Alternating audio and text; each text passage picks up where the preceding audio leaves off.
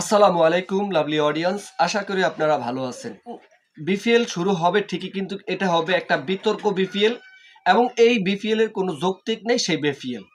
তো বিপিএল এ কিন্তু এবং আগে পরে কোনো লিগে, ঘরোয়া লিগে কোনো চান্স পায়নি আমাদের রিশাদ হোসেন, এবং তাকে দাগ আউটের বাহিরে একটা সময় রাখতো, তাকে নেগলেক্ট করা হতো এবং কি জাতীয় টিমেও তাকে ঘোষণা করা হয়নি স্কোয়াডে। তিনি একজন লেগ স্পিনার, কিন্তু সাম্প্রতিক সময় তার পারফর্ম কিন্তু তুঙ্গে এবং তিনি ওয়ার্ল্ডের পারফর্মারদের লিস্টে তিনি ছিলেন। সেই রিশাদ হোসেন গতকালকে ফাড়ি জমাইছেন অস্ট্রেলিয়াতে বিগ ব্যাশ লিগ খেলতে।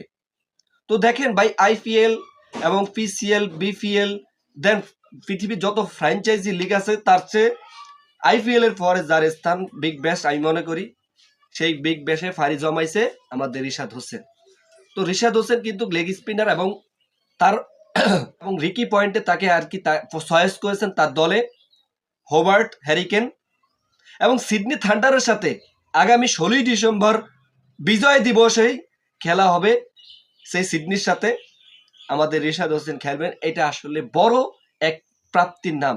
তো দেখেন ভাই, একটা সময় কিন্তু সেই অস্ট্রেলিয়া বাংলাদেশকে নেগলেক্ট করতো, তাদের দ্বিপাক্ষিক সিরিজে তাদেরকে আমন্ত্রণ করতো না। সেই 2003 সালে তাদের ঘরের মাটিতে আশরাফুলের সে সময় ছিল, তাদেরকে ডাকছিল এবং খেলছিল, কিন্তু এরপরে আর কখনো দ্বিপাক্ষিক কোনো সিরিজ খেলা হয় নাই তাদের মাঠেতে সেই 2003 সালের পর থেকেই। কিন্তু তাদের সাথে কোনো রকম সিরিজও হয় না। সে কবে লাস্ট বা ঘরের মাটিতে সিরিজ হয়েছে করোনাকালীন, কিন্তু এর আগে আর কোনো সিরিজ টিরিজ হয় না, কারণ বাংলাদেশের খেলা হজবরল। কিন্তু as a Rishad, as a Sakib Al হাসানদেরকে কখনো বলতে পারে না, যতই নেগলেক্ট করুক, কিন্তু তাদের অ্যাচিভমেন্ট কখনো নেগলেক্ট করার মতো না। তো সেই সাকিবের পরে রিশাদ কিন্তু বাংলাদেশের প্রথম তাকে নিয়েছেন হোবার্ট হ্যারিকেন।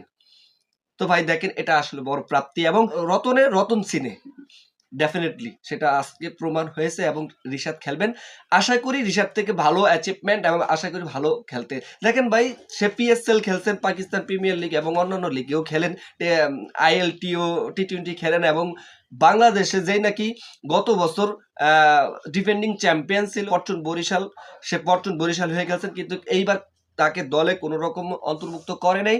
যদি লাস্ট পর্যন্ত কিছু নিয়ম কানুন যদি থাকে বিপিএল এ, তাহলে সেই ক্ষেত্রে রিশাদ হোসেন কোন দলের সাথে অন্তর্ভুক্ত হতে পারবেন যদি বিপিএল এর সেই নিয়মটা থাকে। তো এটাই হচ্ছে বাংলাদেশের ফ্র্যাঞ্চাইজি লিগের বিতর্ক। এক লিগ শুরু হবে ঠিকই, কিন্তু আমাদের রিশাদ হোসেন বিতর্ক লিগ খেলবেন না, লিগ খেলবেন হাই ভোল্টেজের লিগ খেলবেন, বিগ ব্যাশ লিগ খেলবেন, সিডনি থান্ডারের সাথে খেলবেন হোবার্ট হ্যারিকেন হয়ে। ডেফিনেটলি রিকে পয়েন্টে তিনি চিনছেন, রিশাদ সেটাই আজকে এক্সিকিউট করতে সক্ষম হয়েছে। তো রিশাদের জন্য শুভকামনা থাকবে। আসলে রিশাদ থেকে আমরা অনেক ভালো আশা চাই, ভালো খেলার হোপফুলি চাই। তো এই হচ্ছে আপডেট।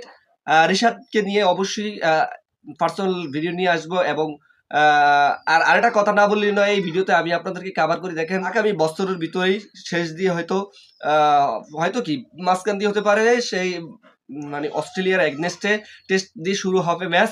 তাদের 2টি টেস্ট হবে তাদের মাটিতে, ঘরের মাটিতে, নতুন এক স্টেডিয়ামে, সেটাও গুঞ্জন পাইছি। আর অবশ্যই অবশ্যই রিশাদের জন্য শুভকামনা থাকবে, যাতে রিশাদ ভালো করে আমাদের দেশের মানচিত্রকে এবং আমাদের দেশের প্রতিনিধিত্বকে উঁচিয়ে ধরতে পারে।